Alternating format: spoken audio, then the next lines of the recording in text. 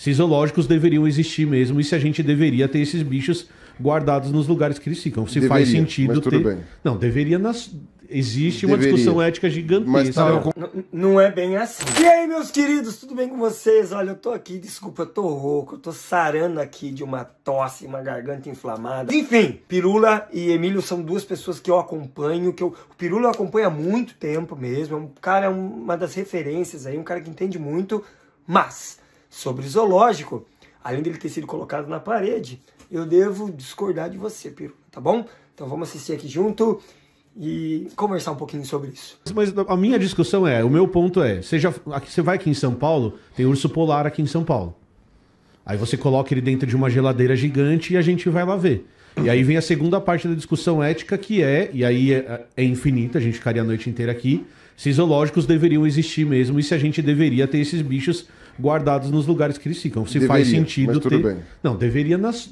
Existe uma discussão ética gigantesca. Mas tá, não é bem assim. Deveriam em ponto. Não, calma. Existe e deve existir essa discussão ética do porquê que a gente aprisiona animais. Não simplesmente deveria.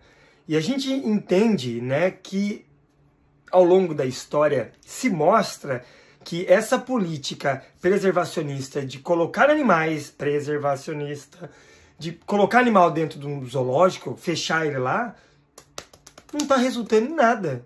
Nada, porque a vida selvagem continua em declínio. Ou seja, não é somente você, vou prender para garantir um futuro. Não, não existe isso. Se nós não tivermos, por exemplo, um trabalho em conjunto de preservação dos locais de ocorrências desses animais, o que na prática é muito mais efetivo, do que adianta a gente ficar socando o animal dentro de gaiola. Não vai ter onde soltar. E se a gente preservar onde eles existem naturalmente, possivelmente a gente não vai precisar prender. Vamos lá. Eu concordo que existe uma discussão ética, mas eu também acho que deveria. Mas então, por quê? Por que você acha que deveria? Eu digo que o zoológico tem que existir, ponto. Por quê? Ó o silêncio. Por quê? Eu acho que tem que. Por quê? Então, assim, tem que ter essa discussão para que a gente consiga entender do porquê que zoológicos existem. Porque os zoológicos são os maiores repositórios genéticos que a gente tem de animais em extinção severa, que ainda existem, e que caso você vá tentar uma reintrodução... Não, calma.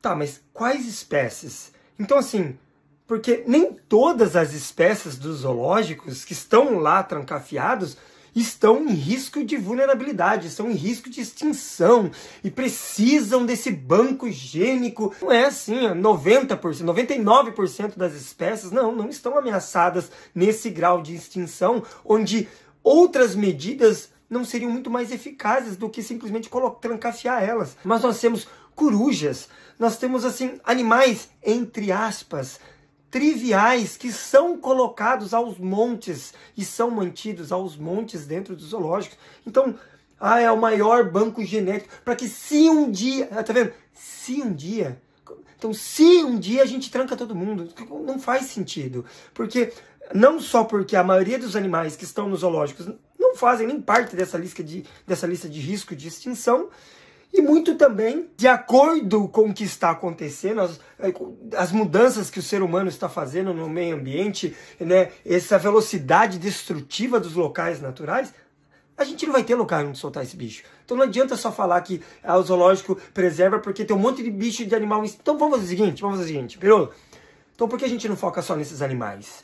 Fazer centro de recuperação, de triagem, de programas de reintrodução desses animais que estão em risco de extinção. Por que a gente prende tudo? Qual que é o rolê? E aqui eu não estou validando prender esses aqui não, viu? É só um questionamento. Se essa é a justificativa, é um banco gênico para espécies ameaçadas, por que as espécies não ameaçadas compõem a maioria dos animais presos?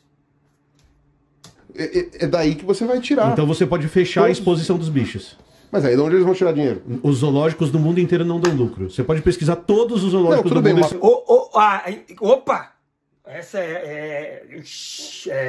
exatamente. Então, se a desculpa é o banco gênico, a gente tira a exposição. A gente tira o entretenimento.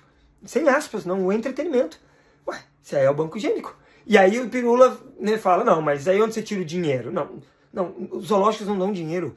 Na verdade, os zoológicos dão prejuízo, né? Porque é um gasto do poder público, é mais ali um banco eleitoral. Muitas escolas visitam zoológicos, por exemplo, e as escolas não pagam. A maioria dos zoológicos, você não paga para entrar, ou paga uma miséria, paga uma coisa simbólica ali, que nem de longe supre, né, os gastos que um zoológico tem para tratar desse bando de bicho, esse bando de animal, que muitas vezes, em sua grande maioria, como eu já falei anteriormente, não está nessa lista de risco de extinção que nós precisamos salvar. Não é bem assim. A coisa não dá lucro. Não, isso é mantido com dinheiro público. Não, tudo bem. Não, outra coisa é você zerar o...